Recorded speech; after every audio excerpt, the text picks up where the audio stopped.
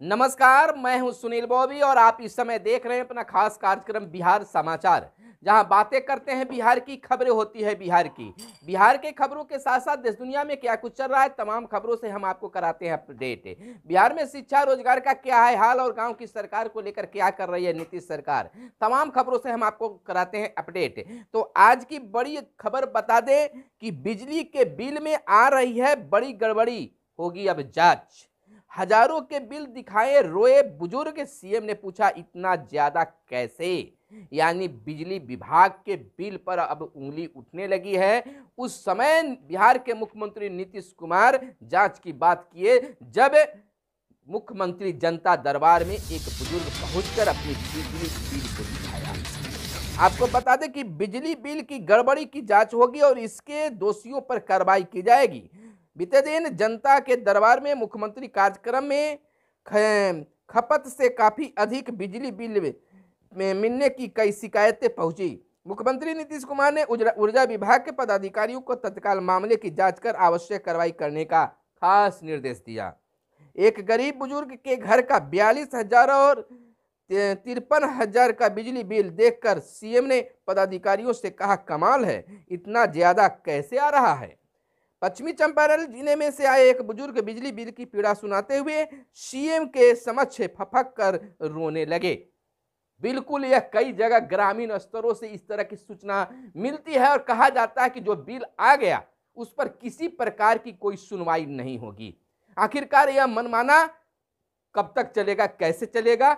और लोग जब कहीं कुछ नहीं मिल रहा है तो अंत में बिहार के मुख्यमंत्री के समक्ष पहुंचकर अपनी फरियाद सुना रहे हैं। इधर गांव की सरकार को लेकर बड़ी खबर आई है कि नल जल और गली नली में अनियमितता पर कार्रवाई होगी।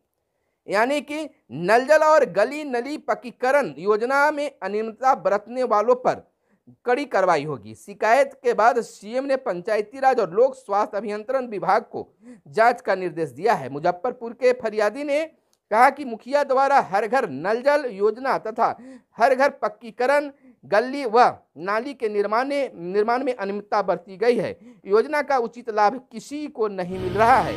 पटना के युवक ने कहा कि कर्पूरी ग्राम के एक वार्ड में हर घर नल जल योजना का लाभ किसी को नहीं मिल रहा है। सीएम ने पटना डीएम को उचित कार्रवाई करने का भी निर्देश दिया।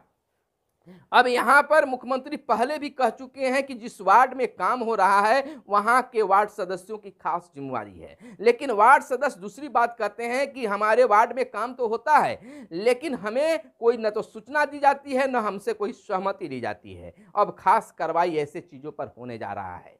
तो इस तरह से हम कह सकते हैं कि बिहार के वार्ड सदस्यों को एक बार फिर से जीत होने जा रही है। आवास योजना के लिए घूस मांगने की शिकायत भी बिहार के मुख्यमंत्री के समक्ष पहुंचा।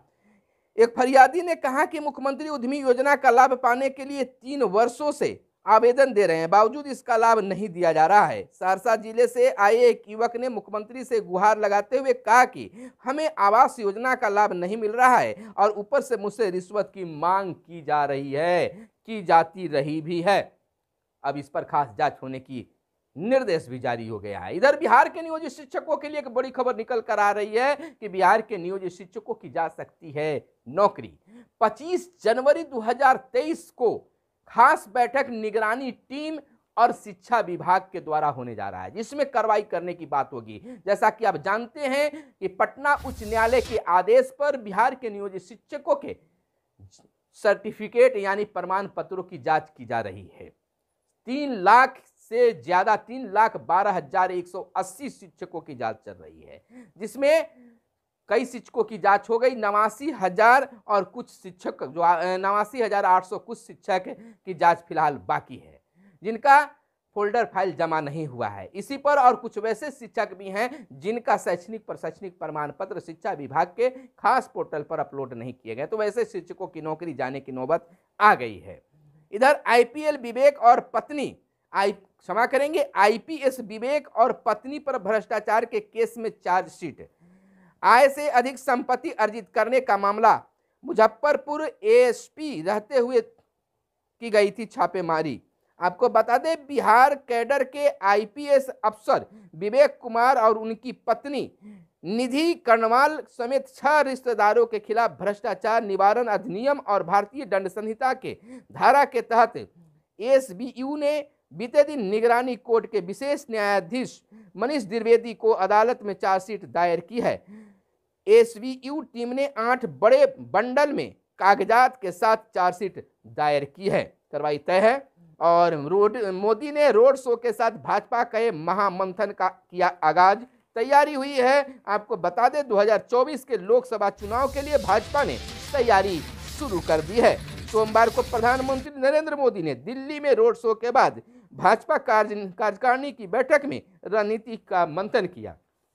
बात अगर बिहार की कर ले तो बिहार में भी लोकसभा चुनाव की तैयारी का शोर मचने लगा है, लेकिन इसी बीच बिहार के शिक्षा मंत्री प्रोफेसर चंद्रशेखर विवादों में घिरे हुए हैं और यहां पर आरजेडी और जदयू बटे हुए बयानों में नजर आ रहे हैं। एक तरफ जहां रामचरितमानस को लेकर जदयू का कहना है कि बयान गलत है, तो वहीं समर्थन में आरजेडी खुद है, क्योंकि शिक्षा मंत्री आरजेडी कोटे से आते हैं, आरजेडी के विधायक हैं। इधर भाजपा इस बयान पर बयान दे रही है खिलाफत, तो वहीं शिक्षा मंत्री कह रहे हैं कि मैंने जो बयान दिया है उसको हम वापस नहीं लेंगे, क्योंकि बिल्कुल सही मैंने कहा है। लेकिन इसी बीच बिहार में भी लोकसभा चुनाव को लेकर सरगर्मी तेज है। जैसा कि आप जानते हैं कि बिहार के मुख्यमंत्री नीतीश कुमार इन दिनों समाधान यात्रा पर निकले हुए हैं। लोगों के बीच जा रहे हैं, उनकी समस्या को सुन रहे हैं और समाधान करने की कोशिश कर रहे हैं। इधर हम आपको बता दें कि वाणिज्यकर में स्नातकोत्तर छात्र भर सकेंगे। इधर हम आपको बताते चले कि वाणिज्य में स्नातकोत्तर छात्र भर सकेंगे। एसटीटी का आवेदन आपको बता दें, बिहार बोर्ड के माध्यमिक शिक्षक पात्रता परीक्षा एसटीटी 2022 वाणिज्य परीक्षा का विषय और योग्यता में संशोधन किया गया है। अब वाणिज्य संकाय में स्नातकोत्तर छात्र भी एसटीटी वाणिज्य के लिए आवेदन भर सकेंगे। तो ये बड़ी खुशखबरी उन छात्रों के लिए है। नवीनगर में व्यवसायी की गोली मारकर हत्या कर दी गई। नवीनगर औरंगाबाद, व्यवसायी को 2 गोली मार अपराधी फरार हो गए और रात करीब 9 बजे दुकान बंद कर रहे थे यह व्यवसायी।